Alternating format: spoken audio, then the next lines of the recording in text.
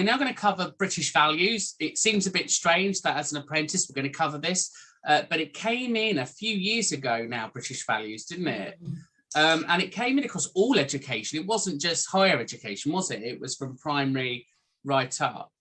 And it was an important part of being a British citizen, which was we shared the same values. And equally, I think in organisations, it's important to have values, isn't it? Because it's the values that brings you all together. And Ziggy, what were your values at Aspire to Learn? Oh, there's 5 of them. It's enthusiasm, going to do everything with integrity. Oh, there's loads. And what was your plug? What was your plug? It is to unleash your potential. There we go. And that's a value. And ultimately, all British values it's a similar set of principles, isn't it? It's a guiding tool in where we say, look, to be a good moral person, these are the things that we should be doing. And we shouldn't just be doing them in the classroom, but we should be doing them in work and in society. So those 5 British values looks at democracy. And as a learner, it means we're fair, we're balanced, we give people time. We're not going to think one's more important than another. We take part in surveys because surveys are what shapes the future. You know, when we do feedback at the end of a session and I ask my students for feedback, I guarantee I only ever get half. Yes. And it's frustrating because actually their feedback shapes the course for the next learner. Yes. It's having your point of view heard. And it's important to complete those feedback forms and surveys so we can hear what you're saying and make improvements. Yeah, because so many people complain and they don't understand that that's the tool for democracy. No different to voting, right? Everyone, you know, if you don't vote and you're complaining, then you're not being part of democracy, are you? Yes. So we cover that. Equally, the rule of law. So we talked earlier about the Safeguarding Acts and the Health and Safety at Work Acts. And during their diploma and during all of the other stuff, there's lots of laws and legislations. And we spoke about Ofqual, that's the Education Act, and Ofsted and all of that stuff. So the rule of law, really what we want our apprentices to do is understand basic law, you know. And I think we're looking at health and safety. We're looking at the Equality Act. We're looking at GDPR and data protection. We're looking at that tolerance part, aren't we? Yeah. Because we want our apprentices from Aspire to Learn to be role models for the next generation. So it's about accepting those and working within them. We then have the individual liberties. So that's about our rights, you know, our basic human rights. And if you want to look up the Human Rights Act, you can. I know in our course we cover it, and I'm sure in others we cover what individuals' rights look like. But that's why we have IAG, isn't it? To look at individuals and to tailor it around them. Yes. But then also to look at your rights as an employee and then the rights of the employer. Yeah. And I hear quite a lot of the time about things around pay and stuff, and you know, apprentices kind of feel a bit disgruntled that maybe then they're on a national minimum salary. However, I always say to them, you know, how much does this course cost? You know, look at the value in which you're getting. This is, you know, it's not just about that, it's the big stepping stone. So I think sometimes as apprentices we can always feel a victim about something, but we don't see the big picture.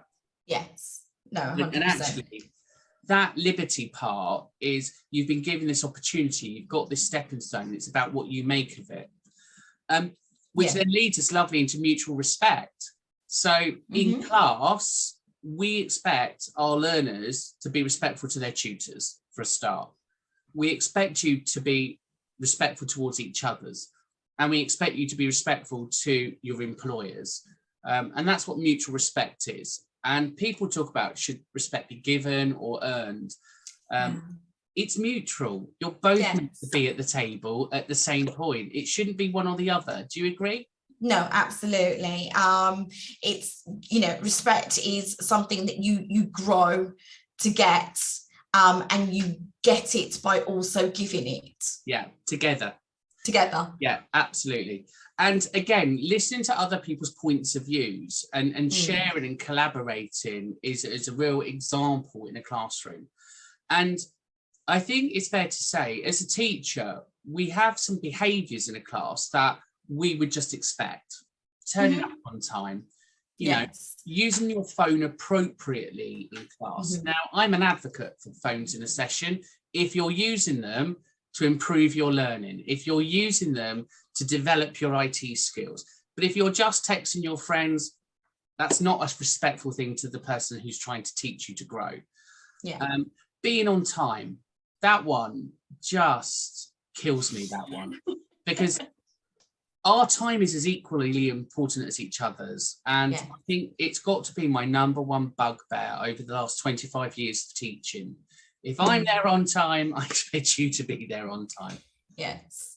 And it's a basic life skill, right, Ziggy? It's not just the mutual respect. It is the life skill. You just hit the nail on the head there. Yeah, be on time. Please be on time. Yeah. And again, don't over talk. Give people the time and the space to share. I think that's really important. And the other thing about mutual respect is get your coursework in on time. You know, tutors work hard. I know people don't see it, but behind the scenes, we're writing curriculum, we're preparing PowerPoints, we're preparing resources, we're marking scripts and essays. We allocate certain time frames to mark work. And if the work doesn't come in, we can't mark it fairly and give you the time in which your work deserves. That's part of mutual respect. So they're just some values in which we've just thrown out there and shared. And the other one then is tolerance. And around different faiths. So we've covered that, haven't we, a bit with the prevent strategy and stuff, and we'll cover it again under equality. But be mindful that our points of view are ours. We are all entitled to our own opinions, and we're all entitled to our own thoughts. We just need to be mindful about how we share them and who we share them with. And at no point has any tutor that I've ever watched or sessions that I've delivered, are we out to change your values or your beliefs? What we're out to do is teach that we live in a multicultural society, we live in a multicultural world, and there's more than one way of doing something, and there's more than one belief, and that's what we celebrate. Do you agree there, Ziggy? Oh, yes. It's absolutely nailed it on the head there. It is just, again, going back to the fourth value, which is respect. Everybody has differences. There is no right or wrong way of doing things. There's just your way of doing things. Lovely. And again, if you have a problem or you've got a concern around British values, in Canvas, there's a form, you can fill it in. And again, it's a way of seeking feedback. So that goes over to the tutors. It's discussed on a monthly basis and on a quarterly basis. So it's discussed in sessions and in reviews. And during your sessions, challenge your tutors, get them to give you those working examples and embed that into sessions. You know, I always think a curious mind is somebody that wants to learn. Yes. And I don't know about you, Ziggy, but I love teaching people that are curious. Oh, the conversations and the engagement that you get is, it's mind-blowing. And it can lead anywhere, right? Anywhere, absolutely. You could learn. As a tutor, I've learned lots from those conversations. And you can tell, can't you? When a learner comes in, you can tell straight away, just by looking at them, if they're engaged or not. Yes. And some really bad examples, when you walk in and your coat's on. You're not staying, take your coat off. You know, have you arrived at class with some paper or a pencil or just something to make notes? Ready and prepared to, Absolutely. Have you put your phone on silent so you're engaged? And are you looking forward? You know, are you giving your tutor the eye contact? And we do a lot now remotely, right? Yes. Even remote, leave your camera on because we can't see you. Be prepared for online learning like it's a classroom. It's imperative that everyone does that, in fact, because we want the body communication, we want the eye engagement, we want you to be inquisitive, we want you to ask questions. Same rules, isn't it? Same rules apply. Absolutely, you must engage with video. So what we're saying here is under British values, it is a two-way thing. And for us as teachers and educators, we want to give the best to you. But in return, we want you to follow those basic principles as a student in our class. Do you think that's a fair process? That is a very fair process. Marvellous. Well, we'll leave that lecture on that one. There is more below. There's links to British values so you can dig further. And again, in every subject, it is embedded. It'll be discussed. So we'll see you in the next video. Take care, everyone.